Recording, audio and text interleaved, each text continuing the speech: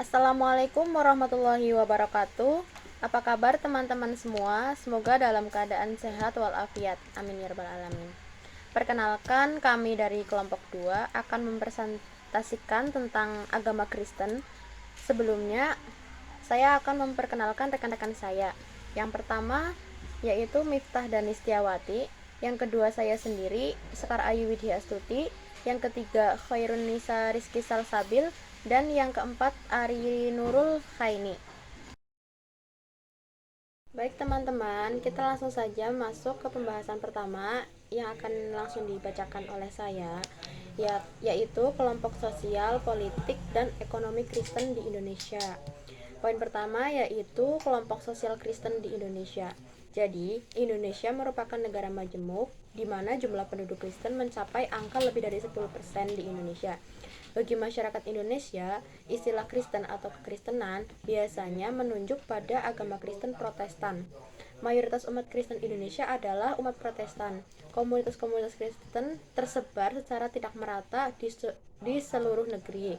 Namun, kebanyakan dari komunitas tersebut bertempat tinggal di wilayah timur Indonesia yang memiliki kepadatan penduduk yang lebih rendah.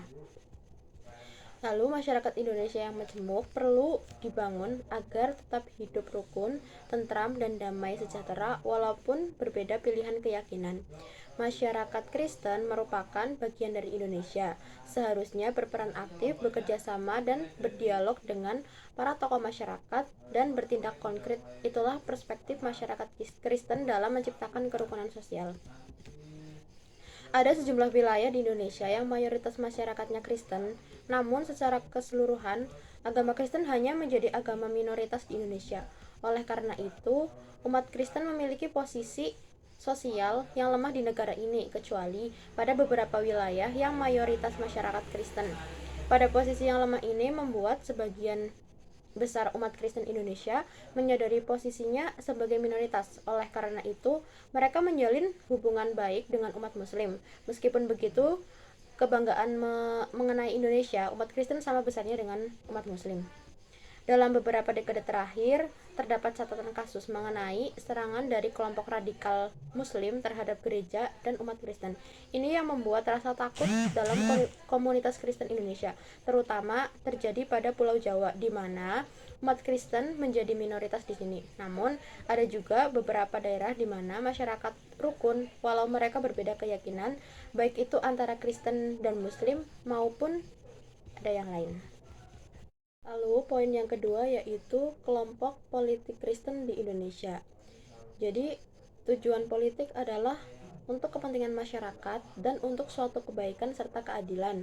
Namun pada kenyataan dan dalam perembagaannya, tujuan politik mengalami perkembangan yang amat luas dan berdampak negatif. Tidak lagi memikirkan kepentingan masyarakat untuk suatu kebaikan dan keadilan bagi kesejahteraan masyarakat, melainkan politik seringkali digunakan hanya untuk kepentingan pribadi maupun kelompok tertentu.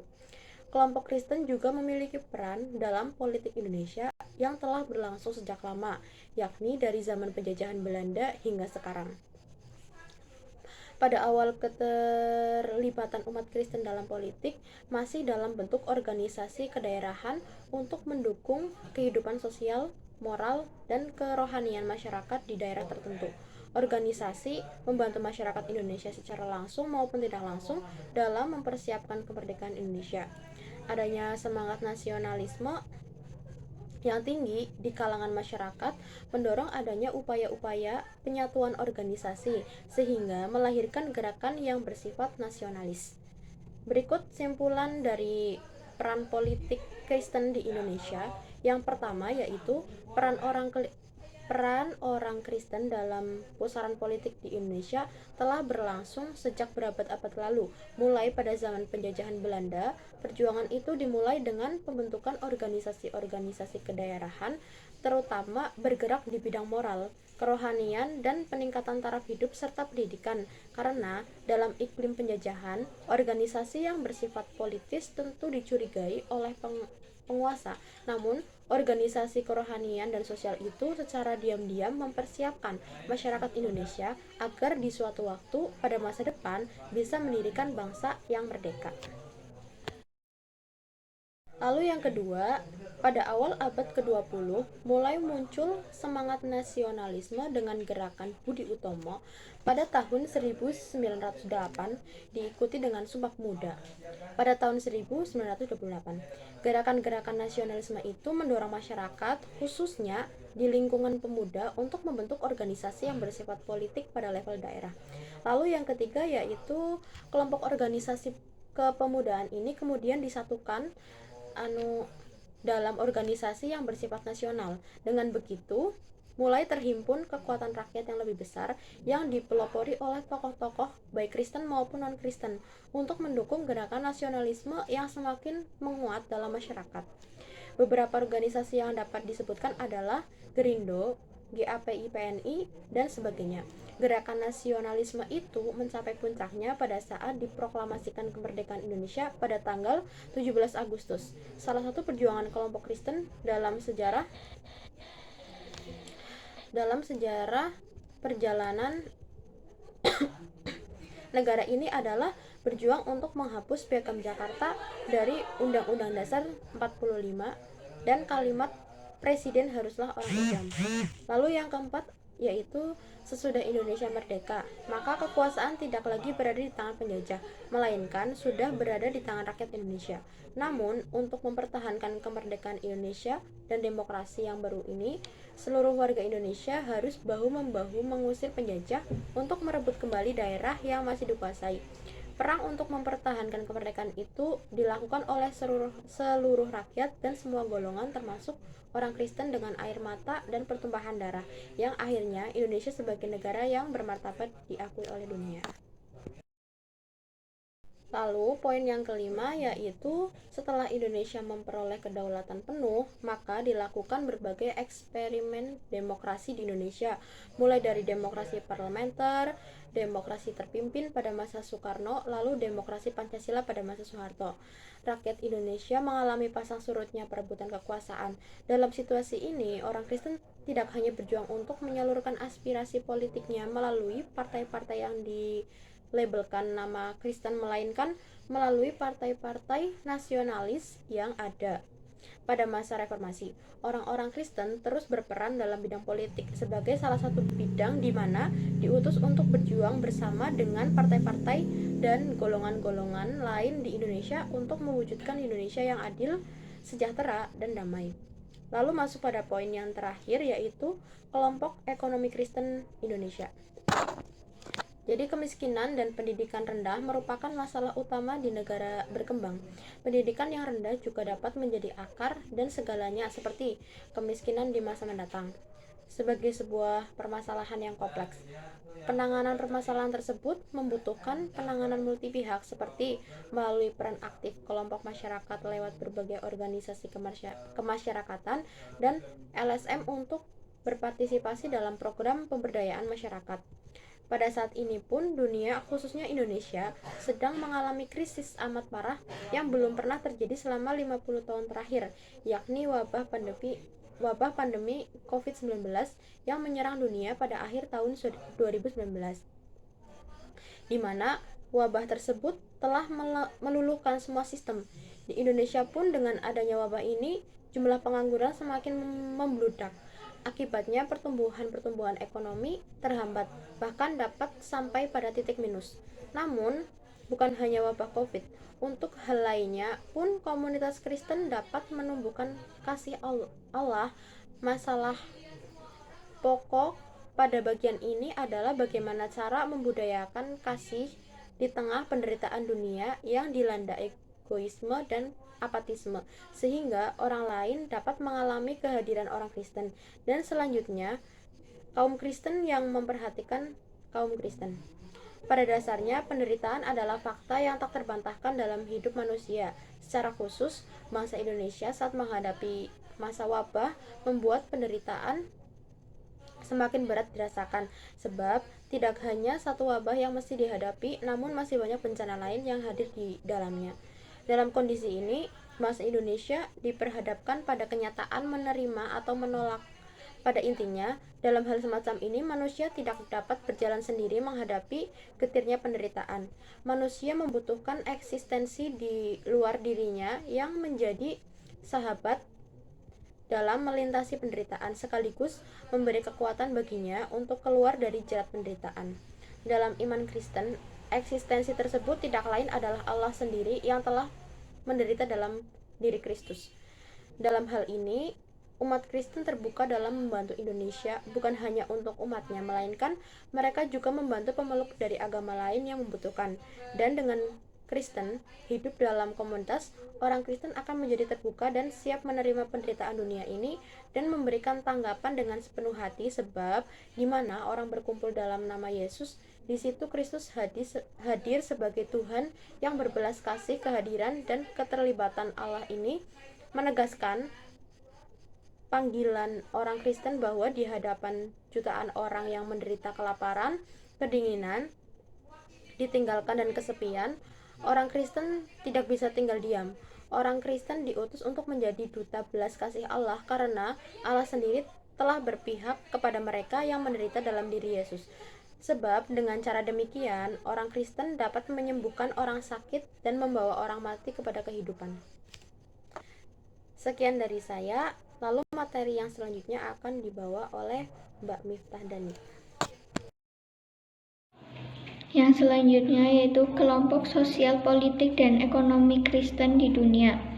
Umat Kristen pada umumnya dapat menerima Alkitab Perjanjian Baru atau PB dengan mudah, karena Alkitab PB adalah dokumen yang memberi kesaksian tentang kehidupan, kematian dan kebangkitan dan pengajaran Kristus yang penuh kuasa serta sejarah pendirian gerejanya. Namun, agak berbeda dengan Perjanjian Lama atau PL.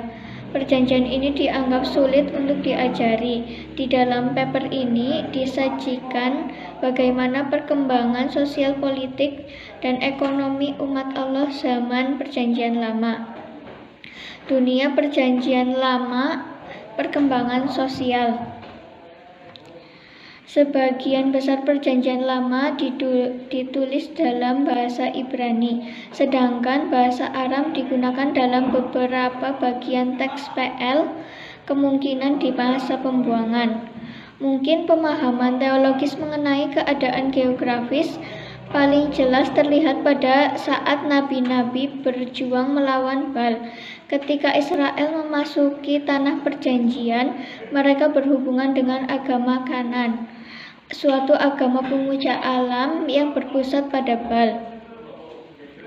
Dalam agama Israel ditegaskan bahwa Tuhan Allah lah yang memberi minyak, upah, air anggur, dan meningkatkan jumlah ternak. Baal adalah ilah yang sangat duniawi, dan pemujaan Baal mencakup pelacuran seksual yang membujuk tanah air agar mengeluarkan hasilnya. Karena itu, nabi-nabi Israel menentang keras pemujaan Baal dengan keyakinan bahwa Tuhan Allah lah yang menciptakan dunia, memberi atau menahan hasil. Politik dalam Perjanjian Lama. Politik Perjanjian Lama dimulai dari kekuasaan di Mesopotamia. Mesopotamia adalah daerah yang terbentang dari Sungai Tigris hingga sampai Sungai Eufrates. Kitab suci menyebutnya sebagai Mesopotamia. Perkembangan itu terjadi pada bidang politik pada zamannya. Mesopotamia sudah menggunakan sistem politik modern.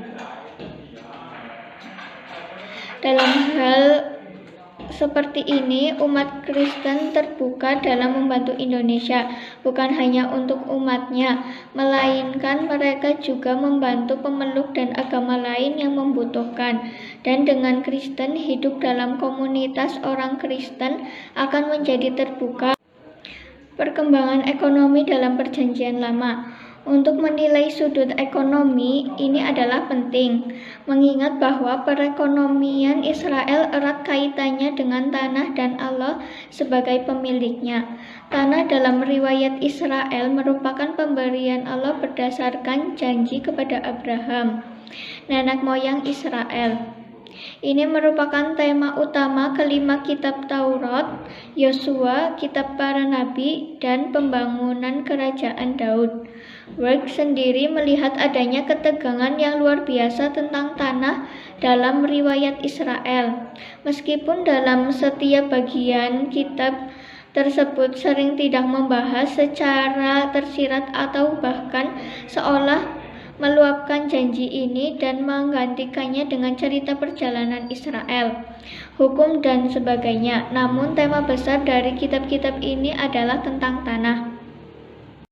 Yang selanjutnya yaitu sosial politik ekonomi Kristen di Banyumas. Kelompok sosial politik Gestapo gejolak sosial politik di daerah. Gerakan September 30 atau Gestapo mengacu kepada seluruh operasi yang dilakukan oleh sekelompok tentara pada pagi hari 1 Oktober 1965. Operasi ini bertujuan awal untuk menculik beberapa jenderal Angkatan Darat atau AD yang dianggap kaum kontra revolusi dan kapitalis birokrat agar mau menandatangani sebuah surat pernyataan. Surat pernyataan ini berkaitan dengan adanya isu Dewan Jenderal yang akan melakukan tindakan makar terhadap Presiden Soekarno. Selanjutnya, kelompok ekonomi Kristen di Banyumas. Corak Islam Kejawen bukan merupakan corak yang kaku. Oleh karena itu, Islam Kejawen lebih tolerir terhadap keberadaan agama lain. Hal tersebut berpengaruh kepada perkembangan kristenisasi yang cukup kuat di Banyumas. Kristen menjadi agama dengan jumlah pemeluknya terbesar kedunia di Banyumas. Konsentrasi kekayaan hanya berputar di sekitaran lingkaran mereka. Hal ini melahirkan gap ekonomi di Banyumas yang berakibat pada pemerataan ekonomi dan kemiskinan. Penguasaan materi oleh kelompok minoritas, market dominan minoritas melahirkan kecemburuan mayoritas. Pertumbuhan ekonomi Banyumas dari tahun 2010 hingga tahun 2016 mencapai 6,21%. Persentase ini menempati urutan kedua pertumbuhan ekonomi tertinggi di Jawa Tengah. Tren positif pertumbuhan ekonomi di Banyumas bertambah pada naiknya pendapatan per kapita penduduk setiap bulannya mencapai Rp1.994.692.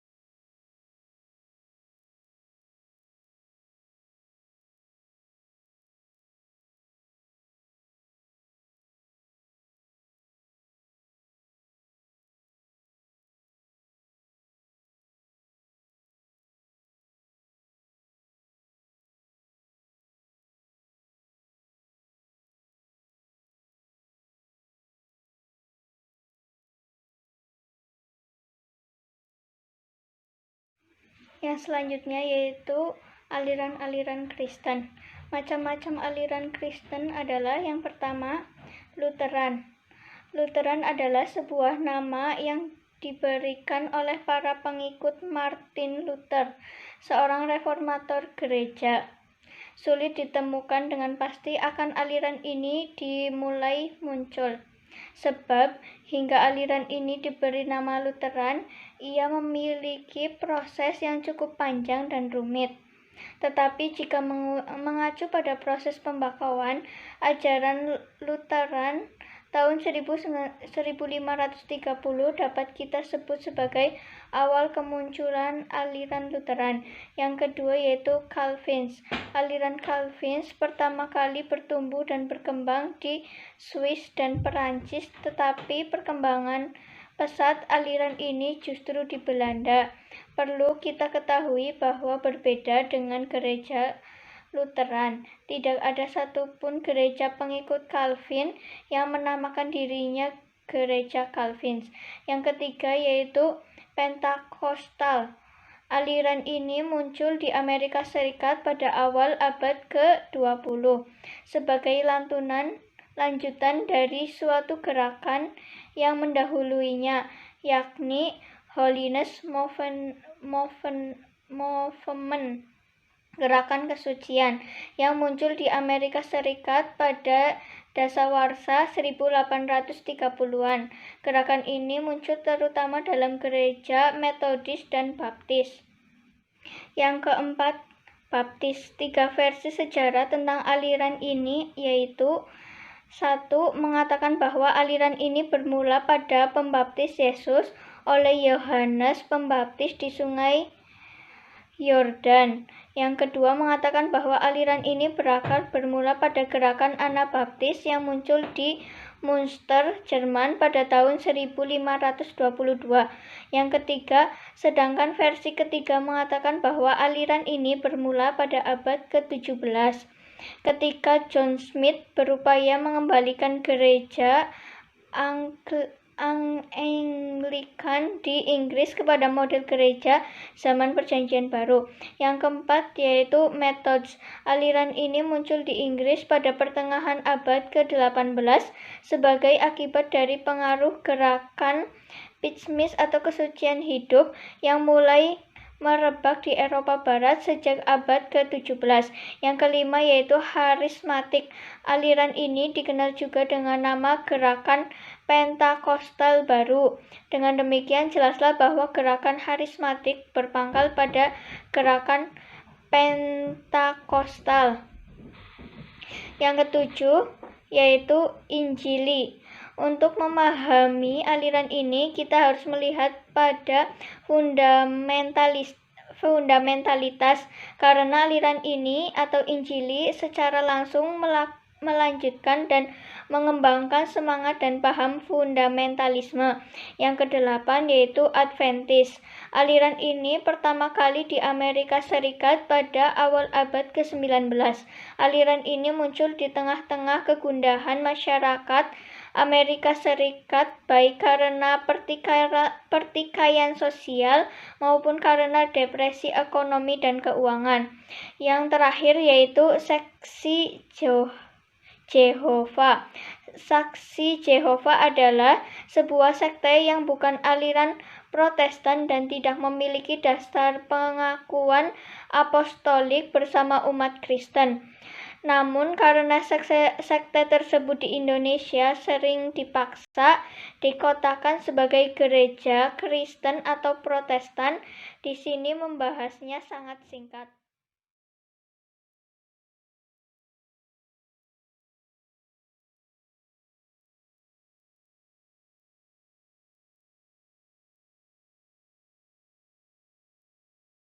Ya, untuk materi selanjutnya akan disampaikan oleh saya sendiri, Miftah Dani Setiawati, NIM 1917402050, yaitu tentang relasi Islam dan Kristen di dunia dan di Indonesia. Yang pertama ada relasi Islam dan Kristen di dunia. Hubungan yang terjadi antara umat Islam dan Kristen didasarkan pada adanya persepsi di antara keduanya. Dalam hal ini, melalui stereotip yang ada pada agama masing-masing, hal ini akan membuat seseorang melakukan representasi tidak hanya terhadap agama sendiri, tetapi juga pada orang yang berbeda. Yang kedua itu ada relasi Islam dan Kristen beserta faktor pengganggunya, diantaranya ada teologi dan relasi keagamaan. Pokok pikiran tentang yang mendasari relasi antara umat Kristen dan Islam adalah yang berkaitan dengan pandangan teologi masing-masing pada agama. Yang kedua yaitu identitas personal dan loyalitas kelompok. Sebuah agama bukan hanya saja sistem keyakinan dan praktek, melainkan juga merupakan faktor formatif identifikasi personal yang diakui masyarakat. Relasi antara umat Islam dan Kristen cenderung kurang ditandai konflik. Hubungan-hubungan yang harmonis di antara mereka dapat bertahan relatif lama. Dalam masyarakat yang demikian, agama lebih bersifat individual daripada komunal. Yang kedua ada relasi Islam dan Kristen di Indonesia. Hubungan umat Islam dan Kristen di Indonesia telah lama mengalami riak yang jika dibiarkan akan mendapat menjadi gelombang besar yang meruntuhkan keharmonisan kehidupan umat beragama dengan skala yang lebih besar. Persoalan tentang pembangunan rumah ibadah, praktek ritual yang bagi sebagian dianggap mengganggu adalah contoh riak yang dimaksud. Riak yang kemudian menjadi persoalan besar, misalnya terjadi di Poso berupa konflik antar umat beragama yang berkepanjangan dan memakan banyak korban jiwa dan harta. Sementara di sisi lain, banyak yang telah menunjukkan kepedulian atas masalah ini dengan cara membangun lembaga yang dinilai dapat menjadi perbaikan harmoni hubungan antara umat beragama. Selain itu, juga terdapat pula melakukan kajian untuk memberi solusi atau paling tidak membangun hubungan yang positif antar umat penganut agama.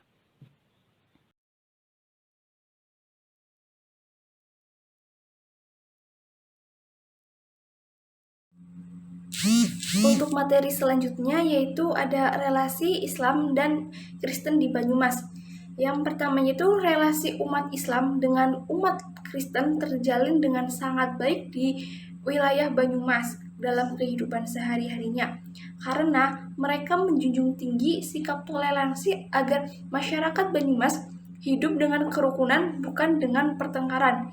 Di Banyumas itu sendiri yang berkaitan dengan konflik horizontal yang bermuara pada konflik sosial budaya etnis yang melibatkan seluruh elemen masyarakat belum pernah terjadi, apalagi dengan konflik perbedaan agama. Harmonisasi dalam kerukunan umat beragama di Banyumas terjadi karena adanya sebuah toleransi yang kuat terkait dengan perbedaan agama antar masyarakat. Mereka tidak saling membedak-bedakan satu sama lain. Kerukunan ini tercipta karena di Banyumas terbentuk oleh tindakan sosial budaya yang masih dalam satu lingkaran geografis menjadikan adanya kerjasama. Selain kerukunan masyarakat di Banyumas dapat tercipta melalui pemahaman nilai luhur, walaupun ada sisi yang berubah menjadi global.